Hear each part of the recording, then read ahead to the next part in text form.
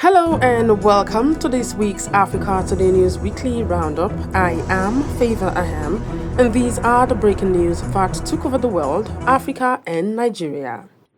NASA sets 2026 target for first crewed Artemis mission to the moon. Syria announces October election, the first since Assad's fall. Ghana's president denounces anti-migrant hatred at the UN. Former FBI Director Comey responds to indictment with defiance. Powerful earthquake rattles northwest Venezuela. Trump administration rehires hundreds of federal employees caught under mask. Nigeria's GDP expands 4.23% as central bank cuts rates. North Korea's Kim signals openness to talks if the US drops nuclear demands. And in sports, PSG's Ousmane Dembele and Barcelona's Aitana Bonmati win the Ballon d'Or. Those were the headlines. Let's begin with international news. In the United States, NASA has reaffirmed that the Artemis 2 mission, the first crewed trip around the moon in over half a century, will be launched in 2026. The mission will take 4 astronauts to lunar orbit, a pivotal moment in America's vision not just to return humans to the moon, but to have a permanent presence there as a stepping stone for future missions to Mars. The announcement reaffirmed Washington's determination to lead in space exploration amid revived rivalry. Looking toward the Middle East, Syria will conduct parliament elections on October 5th, its first since Bashar al-Assad overthrew last year. The government termed the election as a defining moment in institution building after more than a decade of conflict.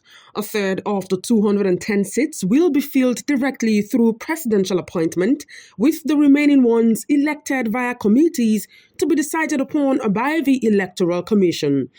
The election will test post-Assad leadership in the view of observers to whether it will cement legitimacy at home and abroad. In the UN, Ghana's President John Mahama issued a scathing condemnation of what he termed the normalization of cruelty against migrants.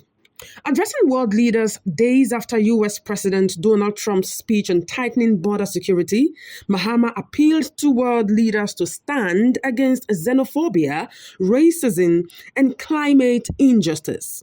Mahama emphasized the achievements of African migrants in other lands and reminded the representatives that the nations most vulnerable to climate change have the least to do with its creation. In Washington, former FBI Director James Comey defied his indictment on 2 counts by the Trump Justice Department. In a video he uploaded to the internet, he proclaimed his heart was broken for the Department of Justice, but said that he was not afraid.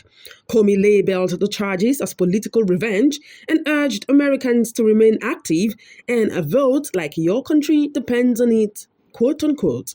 The occurrence lent new drama to already explosive U.S. politics. While that was happening, Venezuela trembled with a 6.2 quake in Zulia state that registered all the way in Colombia. The U.S. Geological Survey found no initial deaths or serious damage, but people in several states evacuated buildings in fear. The Maduro government first minimized the quake, follow-up reports finding other small quakes elsewhere. Specialists explained the low-key reaction highlighted both the weakness of infrastructure and the political sensitivities of recognition of national crisis. And in the United States, the Trump administration stepped to bring back hundreds of federal employees who had already been let go under the austerity regime at the Department of Government Efficiency run by Elon Musk. The General Services Administration brought back the employees remaining on leave in early October, closing out a 7-month gap. Critics enumerated high taxpayer expense with leases that had been mismanaged during the layoffs, framing the recall as a humiliating reversal. We move on to news coming in from Africa and Nigeria in particular, because Nigeria also registered above estimated economic activity during the second quarter of 2025 with 4.23% GDP growth. This growth was fueled by the recovery of oil production and solid services performance.